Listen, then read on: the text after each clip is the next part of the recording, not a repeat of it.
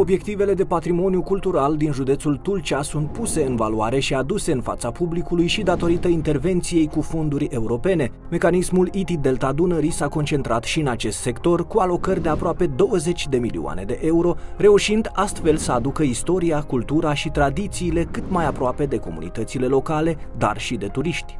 Ne aflăm în clădirea fostei Bănci Naționale, filiala Tulcea, o clădire care din 1928, când a fost încredințată spre utilizarea comunitară, și-a adus contribuția până în anul 2005, când a devenit muzeu de etnografie. Iar din 2019, Muzeul de Etnografie și Artă Populară din Tulcea a intrat într-un amplu program de reabilitare, consolidare și modernizare printr-un proiect pe bani europeni. Prin această finanțare, muzeul beneficiază de o serie de investiții care aduc în fața vizitatorilor noștri, în primul rând, spații pe care altădată nu le-ar fi putut vedea. Prin realizarea pasarelei s-au legat cele două corpuri ale băncii și din momentul în care muzeul va fi redeschis, publicul nostru va putea vedea un mobilier urban pe care de altfel nu l-a mai avut expus în trecut.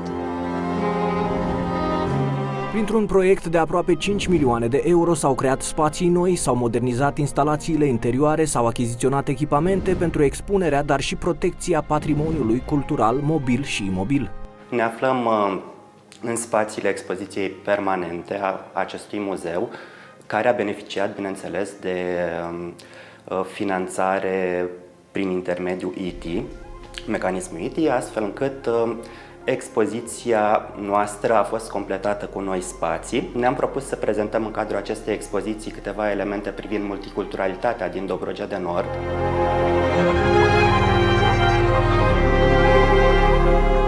Un alt obiectiv de o valoare inestimabilă, reabilitat prin intervenția mecanismului ITI Delta Dunării, este farul vechi din Sulina sau farul Comisiei Europene a Dunării. S-au scurs 185 de ani de istorie pentru farul vechi de la Sulina, deoarece acesta a fost construit în anii 1838-1839 de către Rusia, Imperiul Țarist. Va fi administrat de către Poarta Otomană până în 1878-1879. La 1 aprilie 1879 avea să fie preluat de către Comisia Europeană a Dunării. Este cea mai veche construcție din localitatea Sulina. Cu finanțarea ITI Delta Dunării s-a renovat acest obiectiv din temelii, ca să zic așa. A fost o reparație capitală care nu s-a mai executat la acest obiectiv niciodată de-a lungul istoriei.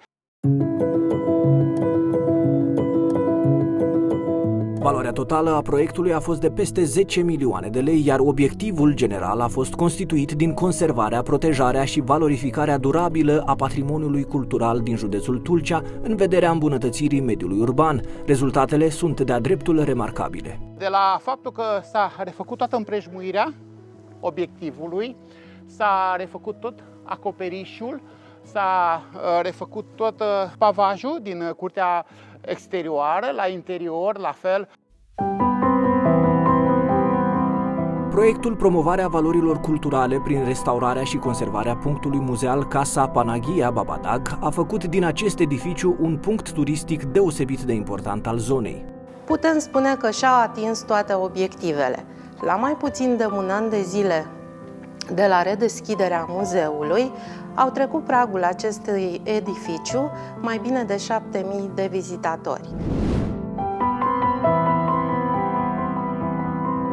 Proiectul, finanțat prin ITI Delta Dunării, a avut o valoare totală de peste 3 milioane de lei și a vizat lucrări de restaurare, consolidare, lucrări de instalații, dar și modernizarea spațiilor pentru o mai bună utilizare.